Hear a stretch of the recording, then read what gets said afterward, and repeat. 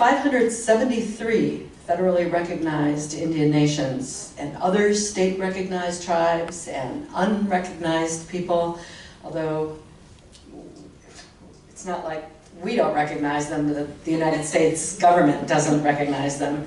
But NAJA embraces the diversity of our Indian nations and defends challenges to free press, free speech, and free expression in Indian country.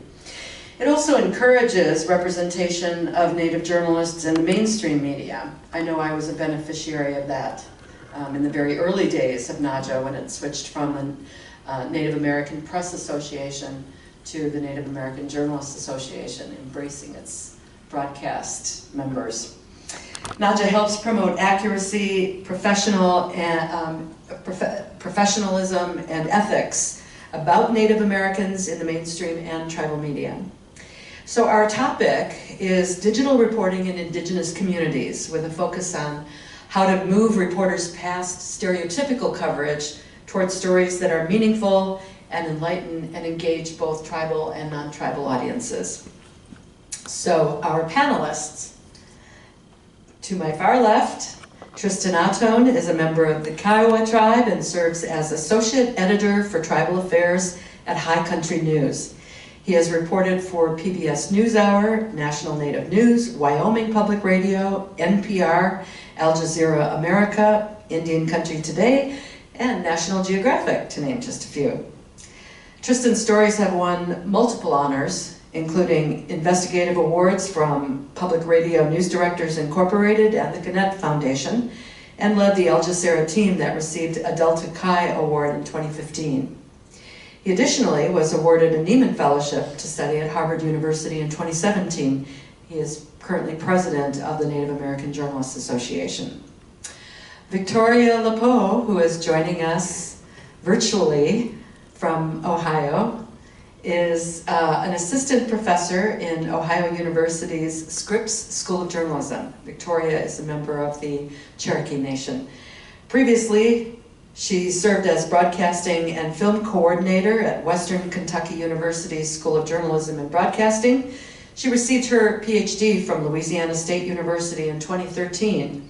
She's co-author of 4 books, Oil and Water, Media Lessons from Hurricane Katrina, and the Deepwater Horizon Disaster, also 2013, Indian Country, Telling a Story in a Digital Age, 2014, and Resistance Advocacy as News. Digital Black Press covers the Tea Party in 2017. And Getting Voices Heard, Underserved Communities and Digital Discourse in 2018. She's currently the Vice President for the Native American Journalists Association and has co-run the Fellow Student Newsroom the past 4 years. And then to my left, my closest left here, is Graham Brewer. He is a contributing editor for Tribal Affairs at High Country News, and his work can also be found on NPR, Teen Vogue, and the Daily Beast. Brewer formerly worked at the Oklahoman newspaper, where he covered the state's criminal justice system. He's a native Oklahoman and a citizen of the Cherokee Nation.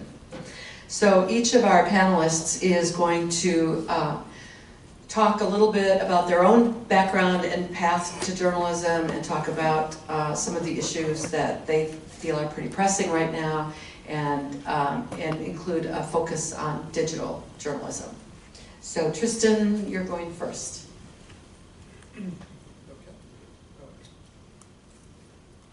Oh, that was an amateur move, sorry. Yeah, hi, my name's Tristan. I am with the Native American Journalists Association, and I guess I'd like to just chat a little bit about like pathways into journalism. Obviously there's a lot of students here, a lot of folks that are interested in getting into journalism. I originally got into journalism because I had to take an elective course while I was at the Institute of American Indian Arts. So to get my degree, my associate's degree, yeah, I had to take a writing course of some sort. I liked journalism, thought it was a great idea, so I took it. I had originally gone to IAIA because like I wanted to be a painter, like ever since I was a child, like I'd always been drawing, I was always painting, like really enjoyed sort of visual arts. Like when I was like 10 years old, I told my parents that when I grew up, I wanted to be an artist on the streets of Paris, which essentially means I wanted to be a bum in Paris, which still sounds kind of appealing, I suppose, in some way. But you know, that was like my goal. That's what I wanted to do. So once I got to IAIA, I learned very, very quickly that I was actually a really terrible painter, and I was actually a pretty good journalist. And this was primarily because it was probably my second or third story that I had to do for the student newspaper.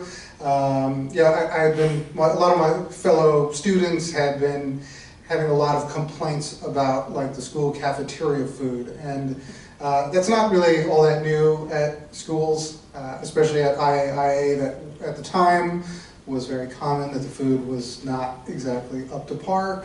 But there was something kind of interesting that everybody kind of said, was that the food tasted old. And I was kind of thought to myself that it was sort of a strange and like oddly specific complaint that all of the students had. So I was like, okay, well, I'm going to go down and figure out what's going on. Like, I'm going to be a reporter. So like I walked down to the cafeteria, you know, to figure out what was going to happen. It wasn't like Spotlight or anything like that. I didn't have to go like deep or anything. I just went down and asked like the head chef. It's like, what's going on? And I remember they kind of like took me into the back kitchen and told me about what was going on there. And the thing was that this was shortly after 9/11, and the school had implemented a program where they were keeping food on the shelves like for a year at a time. And then when it got to be about a year old, they would feed the students the food so that they would always have this stockpile of food, like, you know, beans or rice or whatever, you know, that they could have there in case there was ever like a national security emergency at IAIA out in the middle of Santa Fe in the desert, where that's probably never going to happen, but, you know, like, I'm glad they were at least thinking about it. But that was the situation.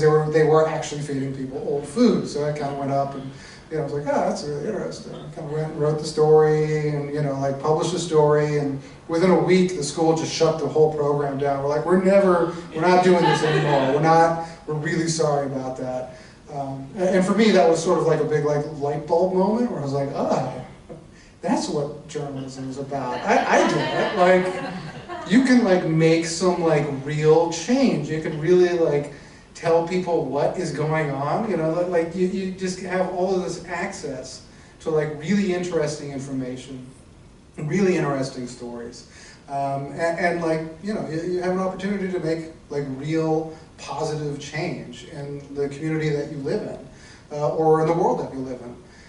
So that was sort of like a big moment, I would say, for me as a reporter, and ever since then, I haven't even picked up a paintbrush since then. It's just been journalism nonstop since then. And that's kind of how I've gotten into this career and sort of stayed in it, is that sort of optimism and hope that we can do better for our communities and better for the world when it comes to the reporting that we do. That's not always the case, but it's the goal, and I think that's a good enough goal to kind of keep me moving. So. Thank you, Tristan. Let's go to Victoria LaPoe now, who is joining us from Athens. Is that Athens? Are you in Athens, Ohio? No. Okay. Oh, I see. Okay. Hi, Victoria. Can you hear us? Hi. All right. Yes. Okay. Tell us your pathway to journalism and how digital reporting has sort of informed what you do. Sure. I was really quiet all the way through high school. I was really pretty shy, and it was always my English teachers, specifically my female English teachers, who would pull me aside and say, you know, you can write. And so it was really, you know, I think that started when I was in the 5th grade. And my parents were divorced when I was really young, and so someone, giving me that attention and reinforcing what I was good at meant a lot to me. And writing always made me feel good, and it helped me understand and to kind of figure out things. And I graduated from undergrad in 1999, and so I was always kind of involved in it was called new media back then. And so it was something that, when I would write for newspaper, I would use alligator clips or suction cups to send things out in rural Iowa. And then, it would transition over more to, I learned how to edit radio with a razor blade. And I think I've edited, on 3 or 4 different platforms for video. So it was always changing, and I was always having to adapt. And I think that was good, because some people I've worked for, that change is hard for them. But if you've kind of grown up with that change, it just becomes normal, and you realize that storytelling is at the heart of everything. Okay, thank you. Graham? Oseo, thanks for having us and hosting us here. It's been really nice. This university is beautiful. So yeah, my name's Graham Brewer. I'm from Norman, Oklahoma. I actually have a similar story to Tristan's. I always thought I was going to be an artist. I come from a long line of artists and painters.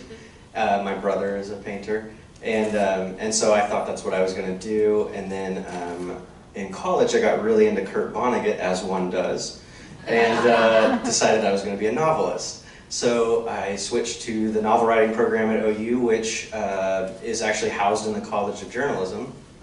And I saw an ad posting for KGOU, the local NPR member station, was hiring a student reporter, and I was like, well, I like NPR, I should apply. And I did. I had some good writing samples, and they took a chance and hired me, and I ended up hosting a public affairs program for about a year and doing some reporting for it. And yeah, when I finished my first story, I thought, like, I don't have any business being a novelist. This is what I'm supposed to do. I did a story about, there was a state legislator who actually ended up going to prison later, but he was trying to pass an official English bill. And for those of you who don't know, they're pretty common across the United States, but it's when a state decides that English is the official language of this state, and so all state literature has to be in English. It's the opposite of inclusive, and I thought to myself, well, as someone who actually at the time was utilizing the food stamp program because I was a poor college student, I recognized that a lot of the literature and posters in the DHS offices were in Spanish, and I thought, like, well, if those aren't there, then how are those people who don't speak English going to get these services? And I looked into it, and I found out that not only would it cost the state more money to have to not do those things because they would have to hire translators because they're legally required to help people who can't understand English, it would actually have taken away a lot of our federal funding too. And so I remember doing that story and thinking, like, wow, like, this could really negatively impact the state, and no one's really talking about it. I mean, there were stories being written about it, but I was just surprised that it was even being floated as an idea. So when I finished that story, I really thought to myself, like, oh, this is a really powerful medium, a really powerful industry that we work in. And I really enjoyed it. I fell in love with audio and was lucky enough to work as a radio reporter for a while, and then eventually got to the Oklahoma newspaper, where even though Oklahoma is derived from a Choctaw word, and there are 39 tribes in Oklahoma, I was the only tribal member on the reporting staff. And that was very apparent in the stories that I read from our archives. The high school in Oklahoma City, Capitol Hill, had an offensive mascot. They moved to change it. The townsfolk and alumni of that school got very angry. Well, I should say the white alumni of that school got very angry. And I remember our education reporter was sick, and so they asked me to cover it. And I went and covered it, and I remember thinking, like, man, I'm so glad that Tim was sick, because Tim's a great reporter, but I was the only tribal member reporting on that story, and my story was more nuanced and different than everyone else's. And a lot of that really invigorated me to become more and more involved in NAJA, and a couple years later I decided to run for the board. I guess it was probably a few years later. But NAJA was instrumental in my career through a United Nations fellowship one year, scholarships, training. My first student fellowship in Albuquerque, the 2009 conference, I was paired with an NPR reporter, Charlotte Bear from Weekend Edition. She taught me how to be a radio reporter. So I really was excited to be able to get back into NAJA and try to offer those same opportunities to students that I was able to benefit from and learn from. You said your reporting was more, on the mascot story, was more nuanced and different than Tim's would have been. You know, I have a lot of questions, but I thought maybe we could start with some basics. How was your coverage different, and what do mainstream reporters need to know fundamentally when they go to cover a Native story or cover an issue in a Native community? We were actually talking about this earlier today in the meeting.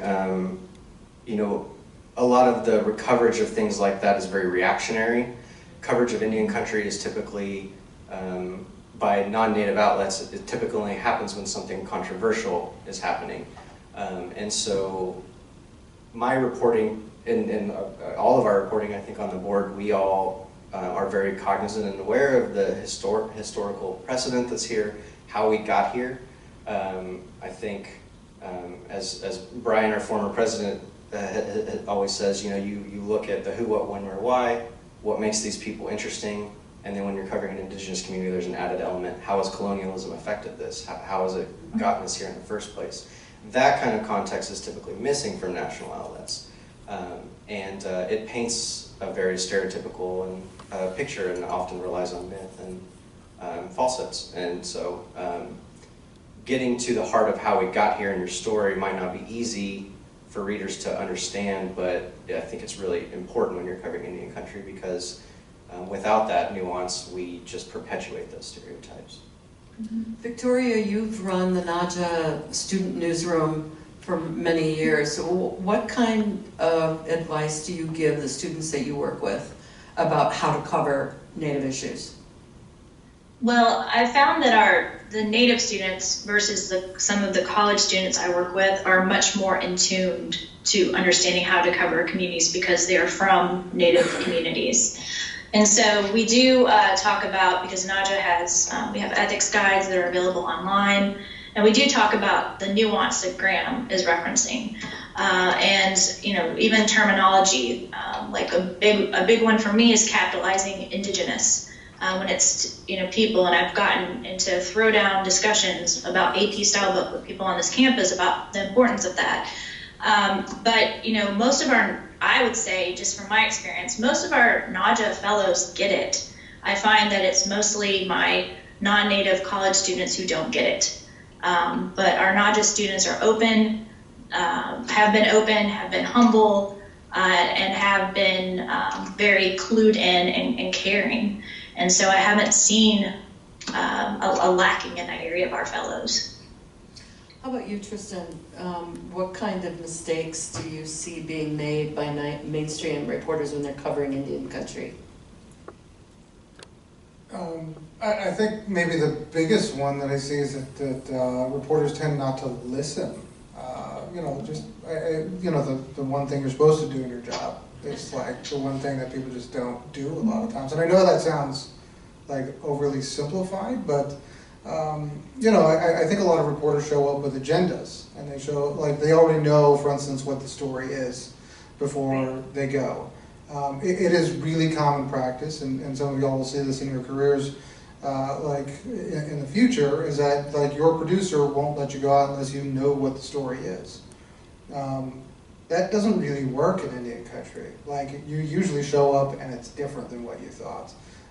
So, you know, having some sort of flexibility or ability to listen is really one of the biggest things that I think any reporter needs to have anyway, but especially when reporting in Indian country, that's just really one of the big things that you have to be able to do. And I think maybe even one of the other things to really keep in mind is, like, I've been seeing a lot of talk about this like recently in a lot of like social media channels is this idea of mainstream. Like, you know, I think there is a movement to start thinking differently about that word mainstream, and a lot of folks have sort of coining the word like white stream, which is obviously a lot more accurate because it doesn't exclude people from, it doesn't necessarily exclude other outlets from that sort of mainstream society.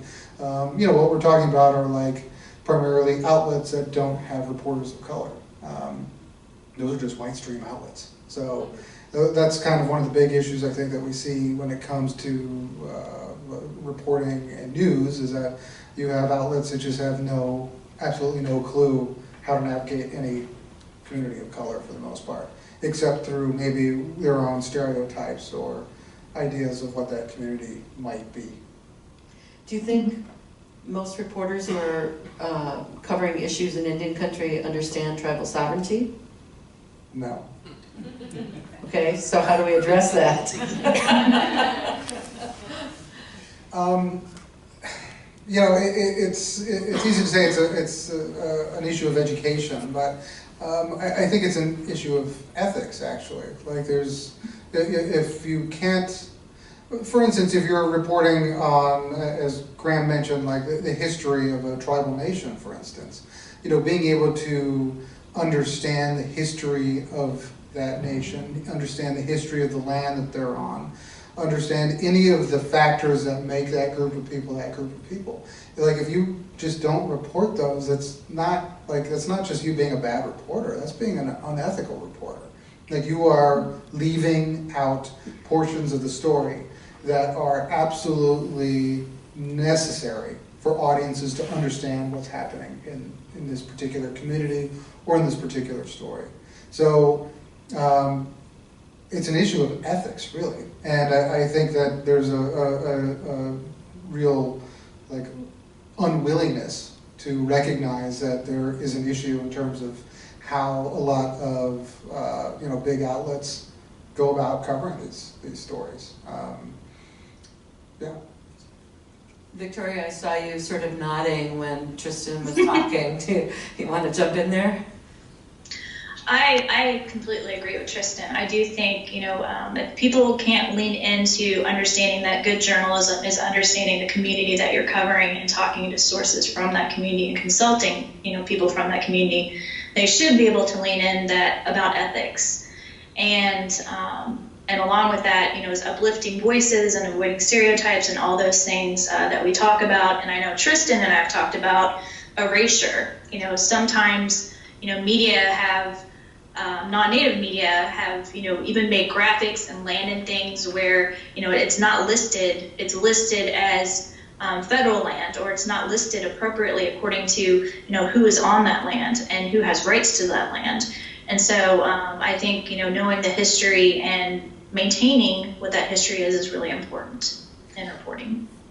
I've seen legacy, mainstream, white stream reporters, however you want to say it, setting up false equivalencies and doing, you know, sort of man on the street interviews. What do you think about tribal sovereignty? Is tribal sovereignty, you know, should we have it or shouldn't we? Or you know, how about treaty rights? Are treaty rights, do you think treaty rights should be abolished? And those kinds of questions, you know, where do you begin to try to get through to reporters? You know, sovereignty isn't something you can say you embrace or you don't embrace. It just is. It's a fact of law. It's, you know, predates our government. So, are there misconceptions that you see in your colleagues, your legacy, mainstream, white stream colleagues who cover Indian country? And what kind of misconceptions do you more routinely see? I think probably one of the biggest ones is what you were getting at, the idea of sovereignty and tribal citizenship. Obviously, Elizabeth Warren's whole deal really exposed a lot of the country's ignorance to that. But yeah, I mean, things like when the Huffington Post wrote the article that basically said that most people in Indian country don't care about Elizabeth Warren's DNA test, which is not true. Whenever my tribe, the Cherokee Nation, our Secretary of State, issued a statement on it, the reporter initially said it was an unelected official who doesn't speak on behalf of the tribe per se, even though it is our Secretary of State, and he issued his statement on Cherokee letterhead. I mean, he was speaking for the tribe. I think that idea that, what other official in the U.S. government would you refer to in a story as an unelected official like that? I mean, you wouldn't do that.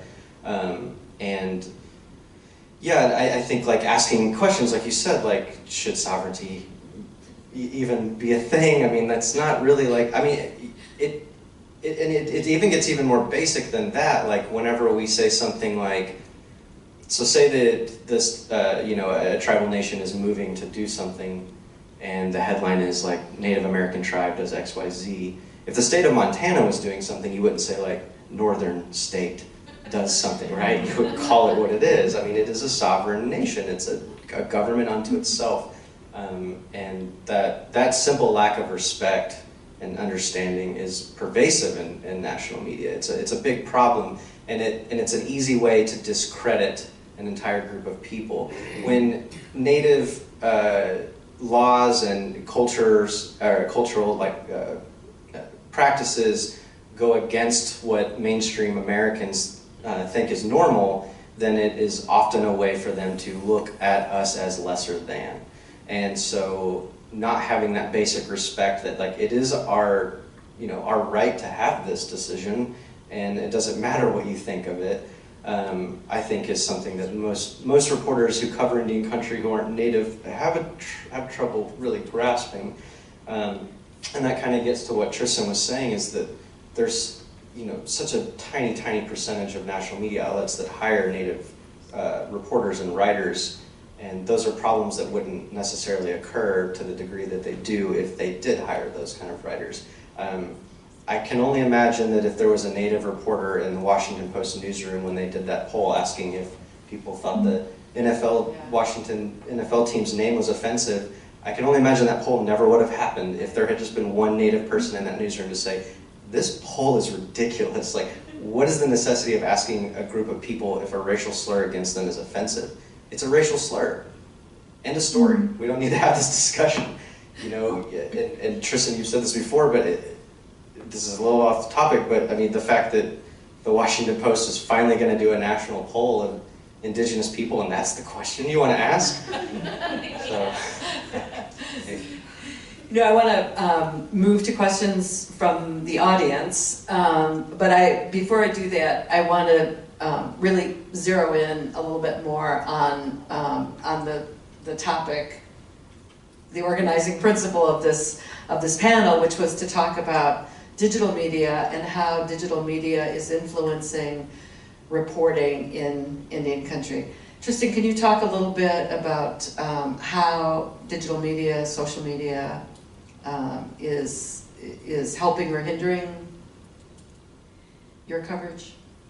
Yeah, I think, I mean, digital media has obviously been sort of like the democratizing tool on some level, you know, over the last decade. You know, having access to Twitter, to Facebook, you know, those are all tools that can be used by communities who have been, you know, historically or routinely ignored by reporters. So it's been a really great tool, obviously, for communities. You know, as a reporting tool for us as reporters, like it gives us windows and access to a lot of communities, as well as being able to sort of dive in and take a look at what is happening in a community through their digital presence and digital media. You know, I think what the big thing that we're beginning to learn and see in all of this sort of sea of digital media, I mean, there's just so much stuff. Like, it's just impossible to keep up with. It's like, you know, like good TV shows, like everybody has like a good TV show you should watch, and there's like 60 of them. There's just no way you're gonna watch all, it's just too much stuff. You know, and it's the same with like news, it's the same with all the hot takes and everything else that's out there. I think what it's really raised, for, at least for me and a lot of reporters I work with, is that we have to really be thinking critically about our storytelling skills and exactly what we're trying to do and what we're trying to say, and be really specific about like our goals and our ideas and reporting. because it's easy to get lost. You know, I mean, you know, if you don't catch a reader in the first sentence nowadays, like it's over for your story. That's a very, very high level to sort of be like working at. So it's being really specific about what we're hoping to accomplish, being really clear about like the impact that we want to see, and making sure that we're putting resources to it so that we don't get lost in that like sea of digital media. I think that's a pretty important deal to remember. But in terms of like democratizing like media space, yeah, it's definitely doing that. You know, it's easy to find what you're looking for from the people that you want that information from very, very quickly. It's also easy to lose that information very quickly too, because there's so much other, well, there's so much other trash. So it also creates access to people who are invisible. There are wide swaths of this country who don't understand that Native communities are very vibrant and very much a real part of the fabric of this country.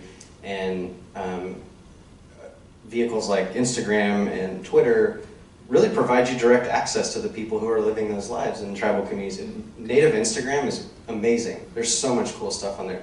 The hashtag Native Twitter, if I'm trying to find someone who can speak to a real life experience in Indian country that I'm wanting to write about, I can often find them by searching that hashtag. So it helps our visibility, and it helps, you know, people recognize that we very much have something to say about you know, things. And it's so much less expensive to cover news anywhere, including Indian country, where cameras 30 years ago were upwards of 6 figures. Now, you know, digital cameras are $100, and you can shoot off your phone and edit system. You don't need a $25 million edit system. You know, everything is very accessible. But Victoria, I wanted to bring you into this part of the conversation, because this is really in your wheelhouse. You spent quite a bit of time researching digital media in Indian country, and you spent time in various newsrooms. Can you tell us what you found in your research? Sure. It was my dissertation. It's what I did for my PhD research. I interviewed more than 40 Native journalists, and all over from, you know, I spent time in the Navajo Times newsroom. I was able to go to, you know, tribal meetings, and to follow reporters around, which was really interesting, and even to see how Native and non-Native press would cover the same thing, and even the questions that they would ask in certain meetings. And a couple of things that I found in my research was that a lot of what we are talking about is that with digital media, it was an extension of what people were doing in print, and it was very communal. For instance, at the Navajo Times, a lot of reporters would talk to me about how, you know, when people would go get their newspaper, it wasn't just one person that read the newspaper. They would give it to their aunt and to their grandma, and it would go around. And so you see that kind of circle also happening with digital media. The positive aspect of digital media, I should say. And so that sharing and response and that kind of circle loop is also happening in digital media to some extent. And just the description and the narrative and knowing the sourcing was just so much stronger. You know, I was at one meeting, it was about the Colorado River, and there was a Gallup independent reporter who was non-Native, and Marley Shabala at the Navajo Times at that time, who is Navajo. And I just remember, you know, Marley sat there through the whole meeting, and then she went up there at the end and she asked for all the records. And she was just so, the other reporter left after one of the, I guess what she assumed were the major findings were revealed. And I think just that commitment to the community and being a part of that community was really apparent just in that not small example, but that one example that I gave. And that also would come out, you know, in the Navajo Times' reporting. I thought it was more descriptive online. They did video briefs at that time, and you could really see that, you know, more community connection. Now, almost all of you have sort of alluded to the positive aspects of social media. There are some people who think that social media has been sort of almost weaponized against Native people, and I'm thinking in particular the Covington High School situation with the Native elder Nathan Phillips. Interesting, Omaha, I should say Omaha elder, because in a lot of reports he was simply referred to as a Native American, and sort of reinforced this notion that all Native people are the same. But I'm interested, Victoria, can you sort of share your observations of that coverage and maybe offer some best practices? Sure. I actually, when I was at Western Kentucky University, I taught some students from that high school, which I didn't realize really connect that until after this story happened. And I saw some of those students' Twitter accounts, and I'm a researcher, so I know, like, sample size of 1 or 2, you have to look at more than one thing. But I was excited to see at least some of the students that I had taught were questioning things, even though they went to that school. On this campus, I called out we have lots of student media, and I called out one of the student media for an editorial that they did, because I found that the students, when I was talking to them, felt like that they were liberal media and they needed to represent the conservative voice. So I had a long discussion with them about even weaponizing the term liberal media. Why do governments weaponize that? Because I do feel like it's a weaponized term. And about sourcing even editorials. Like, you just don't get to write, whatever you want and put it in there. And so I did see what Stuart Hall, who's a critical cultural scholar, talks about, the white of the eye. A lot of the non-Native coverage was from the white of the eye. And as even Tristan said in his editorial piece for the Washington Post, I mean, you have to believe your eyes to some degree. And so I felt like people were seeing and reporting on what they felt was, what was like them.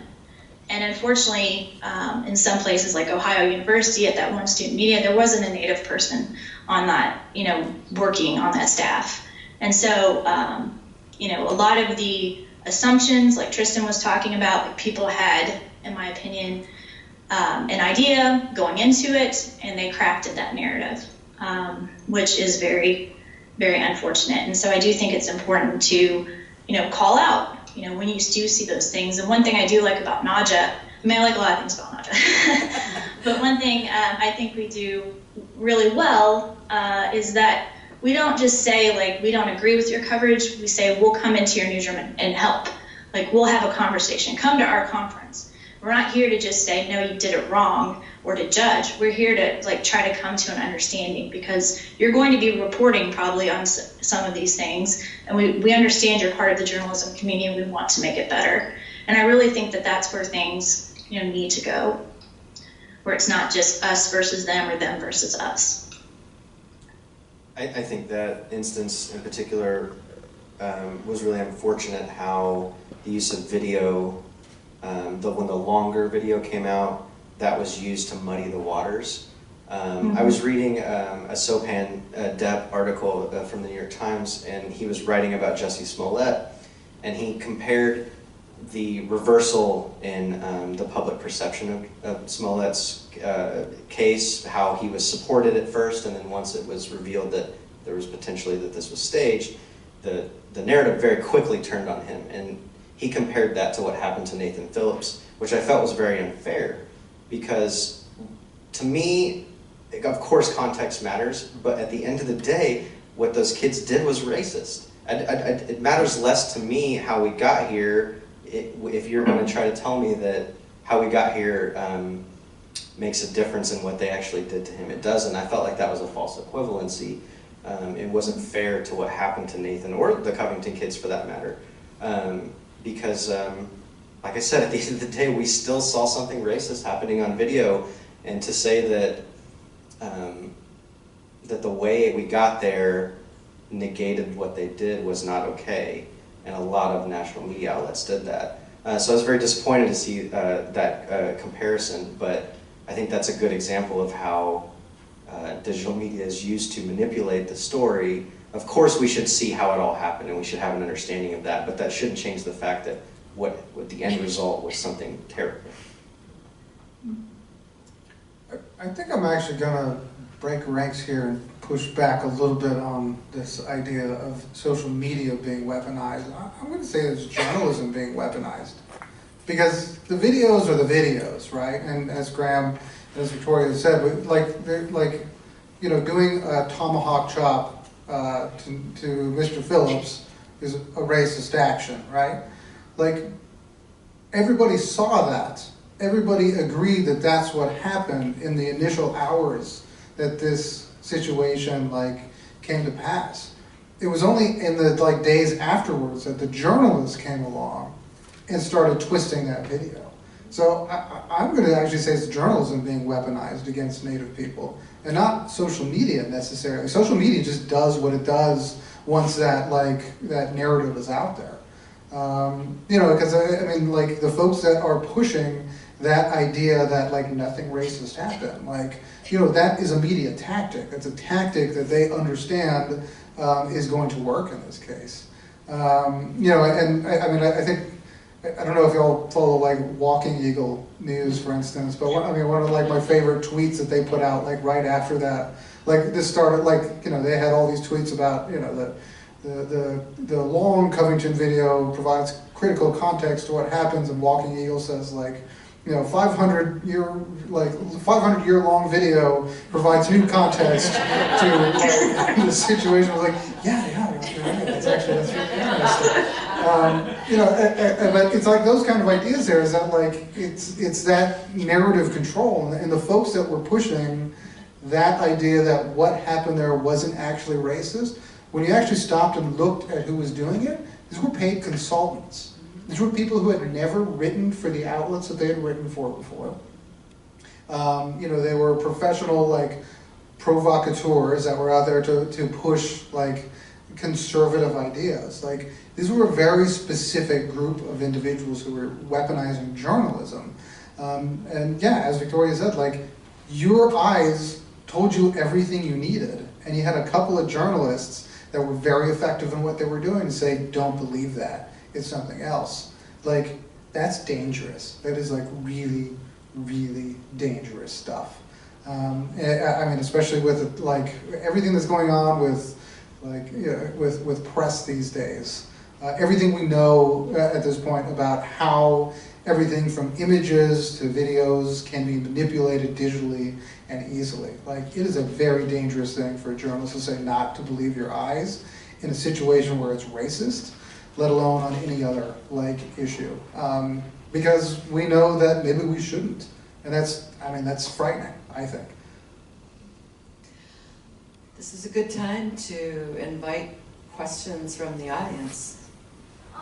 Yeah, so with the digital recording of it, you know, we can walk anywhere, but with the camera, it's a lot different when you can walk anywhere. So there's the rules in the States, you know, you can, in a public area, have the camera, you can not go on someone's private property. Can you elaborate a little bit on, so is that the same for every single tribe, or is it different for individual tribes? I'm going to paraphrase your question so that we can hear that, so that it picks up.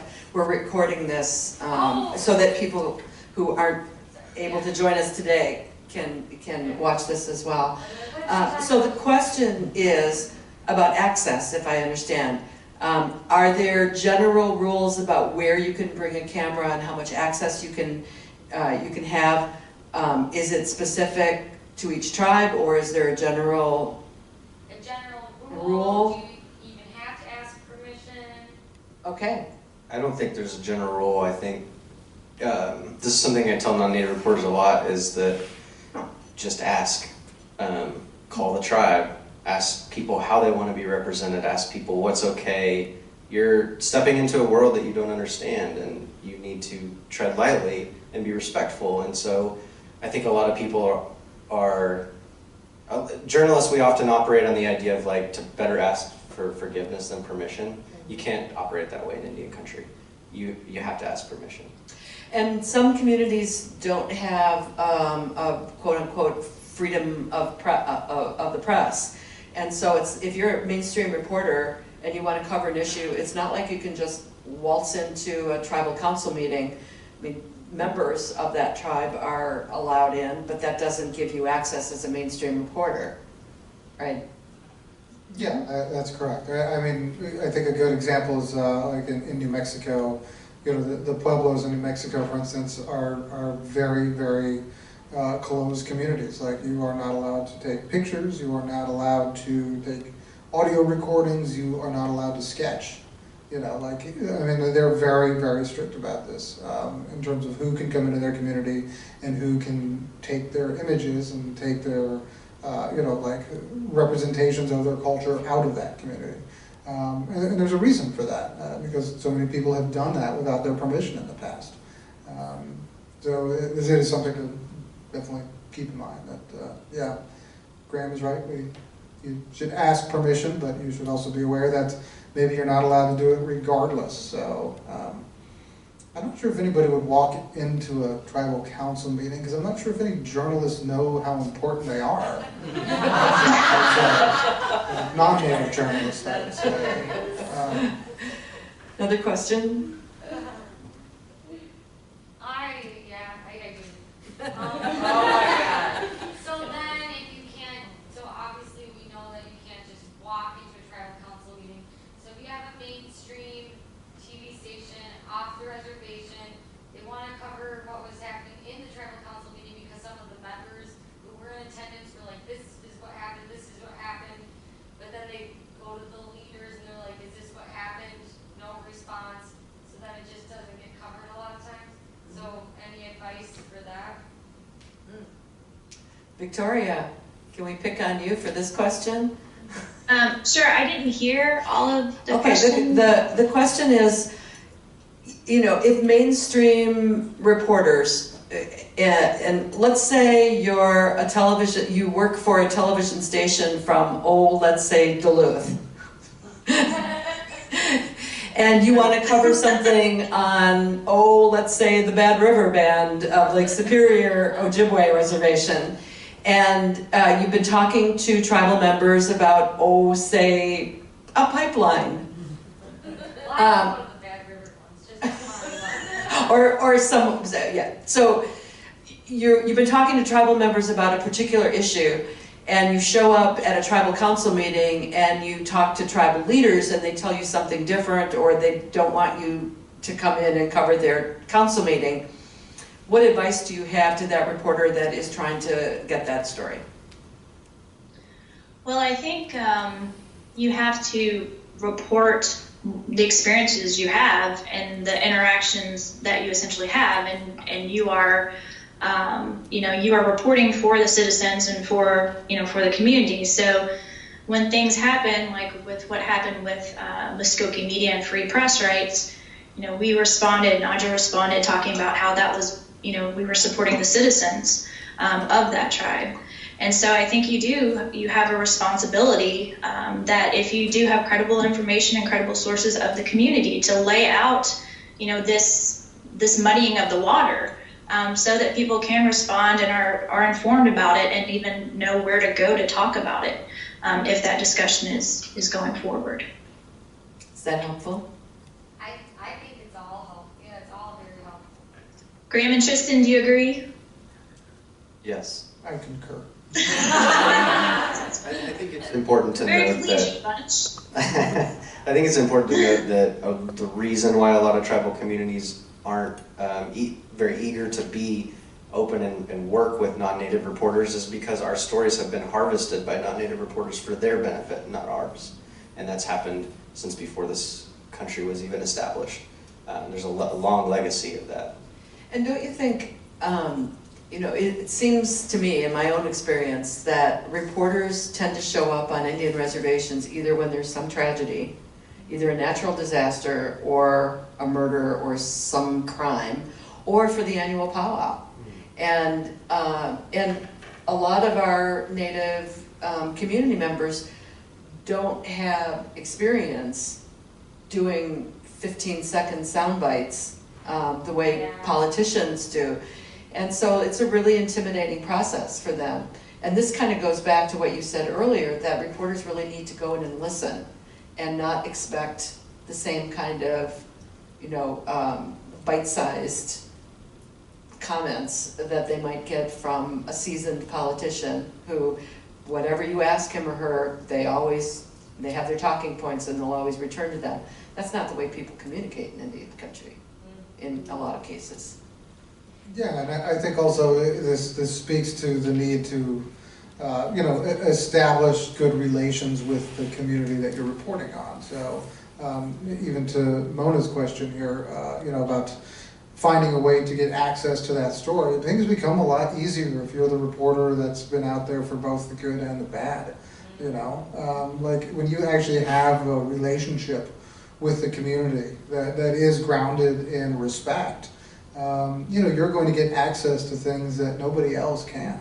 Like, that's just how communities work, like, it's how, like, you approach your friends' families, for instance, You go to your friend's house and their family there, like, you don't show up and be rude and ask to, like, go root to the refrigerator and, like, grab stuff without asking, like, you show up and you're respectful and, you become a part of the family if you're, like, doing it right.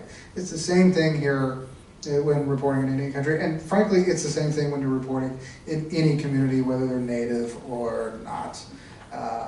Just showing up and being there, good, bad, and ugly, like, that means that you are there, you are committed, and that when that big breaking news happens, like, you're going to be the one that people turn to because they trust you. If you're just showing up because you heard something bad was happening and you're there to report on it, nobody wants to talk to you, and you're right. I think because communication is often different in a lot of communities, it can become, like, very problematic for a reporter, for community. Like, nobody leaves happy, basically. Like, everybody leaves frustrated, and I don't think anybody wants to feel that way. And this reminds me actually of my dissertation. How so? I'm sorry, I couldn't tell if you could hear me or not, so I just stopped talking. Because when I was at the Navajo Times, there were days I didn't say anything. I would just sit and observe, and I would listen. And I was there for a couple weeks, and so I think that's really important, is just to sit and to listen. And also, we teach in journalism that one question you need to make sure you ask, is there anything I've missed or anything I left out? And I think that listening and kind of checking your agenda and ego is really important when you're covering places, to just kind of observe and sit and listen and let people tell the stories they want to tell you. And maybe look for stories that aren't just poverty porn. We Right. we often as reporters tend to focus on the deficits that are out there, Mm-hmm. and there are other really great stories that a lot of us aren't covering. Yeah, Josh. Oh. So we were talking about what's the mainstream media, why you're so bad in reporting Indian issues. But is there any media that you consider like kind of mainstream that did a good job in terms of reporting Indigenous community, and why do you think they did it well? That's a great question. So Lily has asked, are there any mainstream media that cover Indian country well, and what is it about that coverage that is, makes it an exemplar? Well, besides High country news, Like, in unison, if you want. the first one that comes to mind for me is Teen Vogue, and it's because they hired Indigenous writers to cover those things. They recognized very early on that the best people to cover those communities are the people from those communities, and so I'm very rarely disappointed in their coverage of Indigenous issues.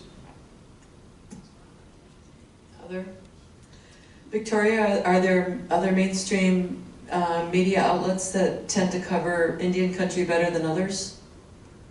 Well, I was going to mention, I do think the tribal affairs desk approach is really an important element. I know when I was talking to Marley Shabala, who used to work for the Navajo Times, that she has a Navajo like desk beat that she focuses on now at the Gallup Independent.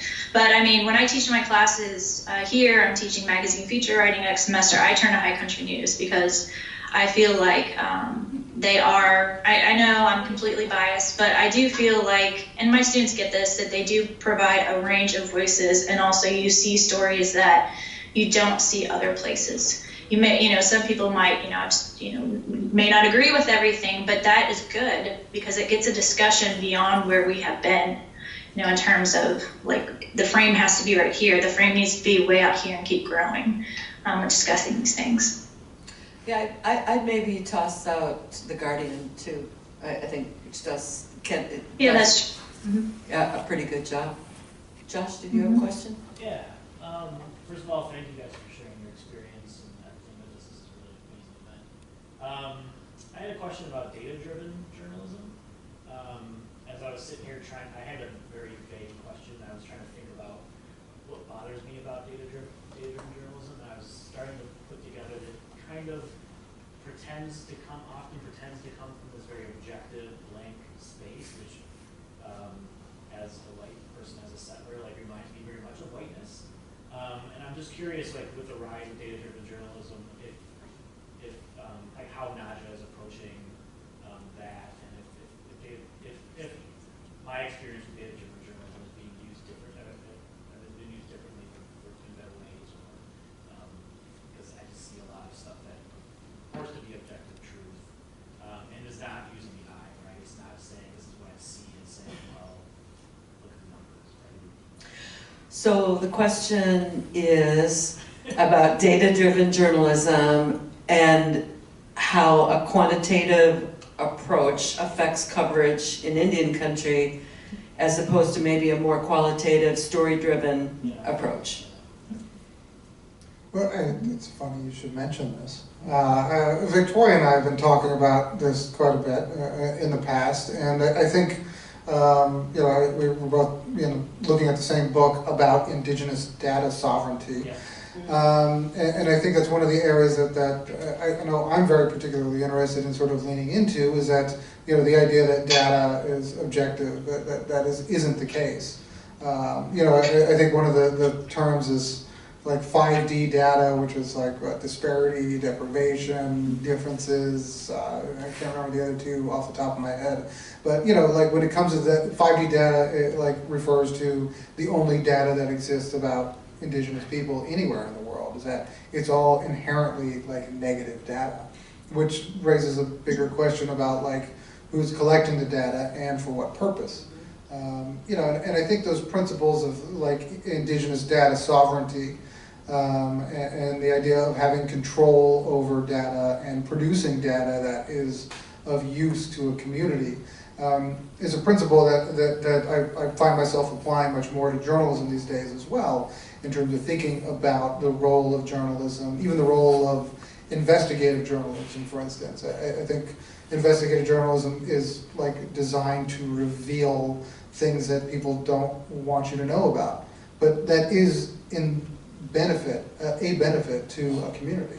So thinking about like whether or not this data or this information is like a benefit to a community is something that we're obviously thinking a lot more about these days. And I think when it comes to data-driven journalism, we're beginning to think more about how we can work with reporters and newsrooms to think twice about what data they're using when it comes to data-driven stuff in Indian country, because it's bad, typically. The most recent one was the New York Times piece where they did the big data dive on opioid use in California. The entire story was driven by this particularly like depressing data set, and of course in New York Times fashion, because they're the authoritative authors on everything. It was like, I think their nut graph in the story, something like, the problems in the community, some come from the outside, but some from the inside too. You're just like, oh my God, this is like the native version of like No Angel, in a Brown obituary. So yeah. Anyway, I mean, it's just the data is used to sort of paint a picture that I don't think is actually representative of a lot of our communities.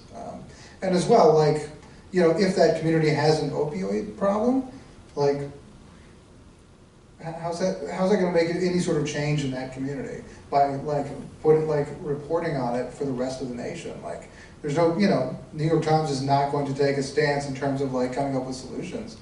That's just there to make like everybody else kind of like lean in and check out these weird Indians out there taking pills. And feel better about themselves. And feel better about themselves. It's not, and that's not, I don't think that's ethical. Yeah.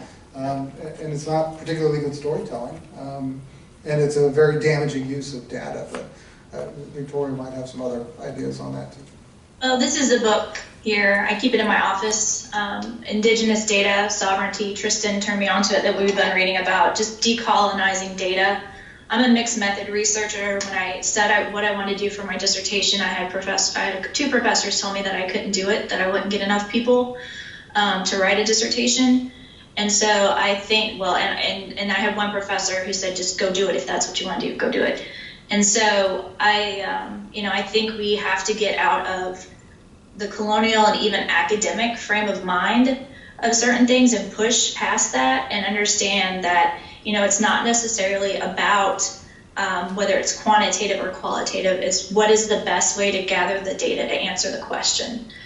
So many times I've seen academics get stuck in, you know, is it this or is it that? And really what we should be looking at is the best method and the best tools to answer that next little bit of knowledge to get us to the next step, because we never can answer everything in one data set. So I do think like decolonizing data and looking at the weighted questions and kind of moving the envelope past, you know, what non-Native people have said are the norms is important. We have come to the end of our session, but I want to do a really quick once around. What are the most important underreported stories in Indian country, since we have some journalists out here?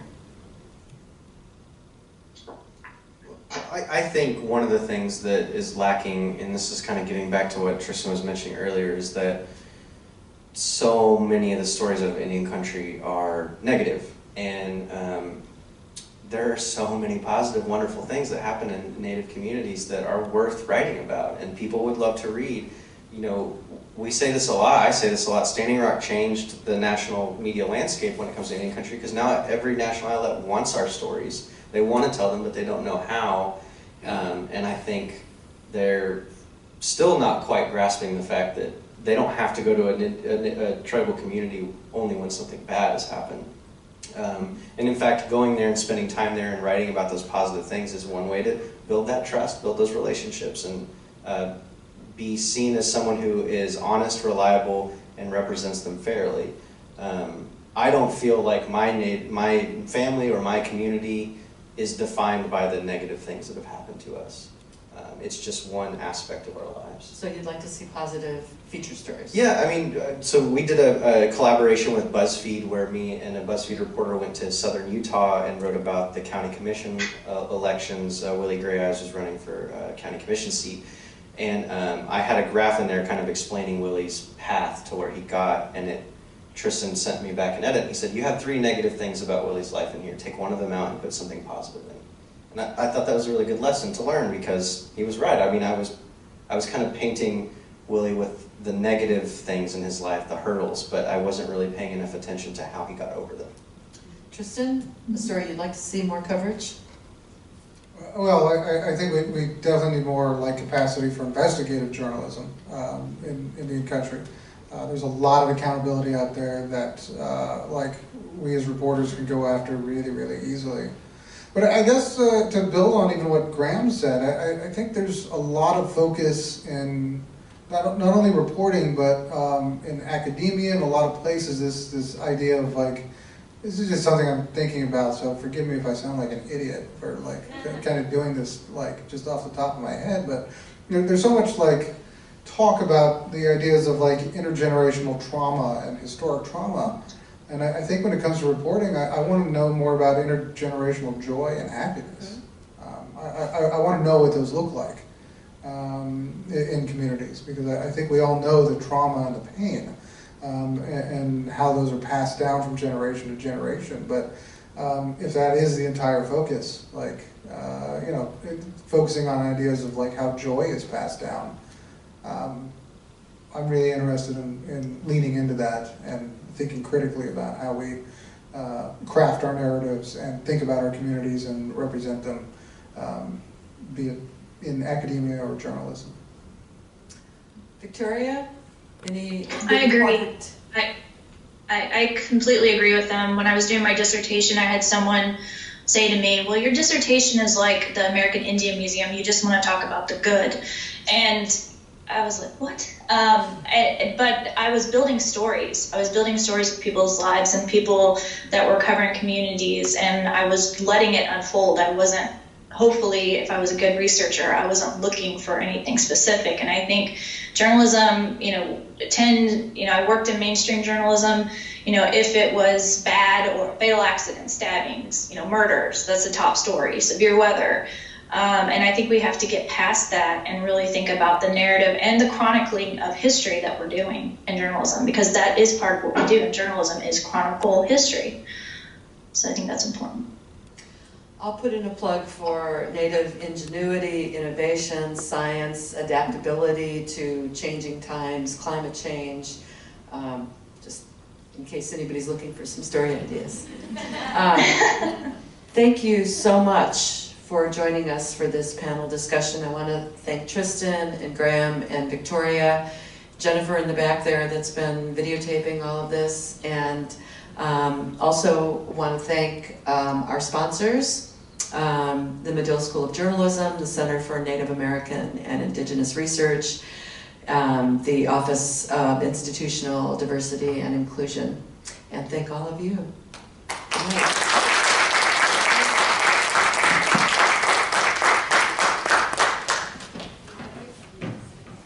And we have gifts.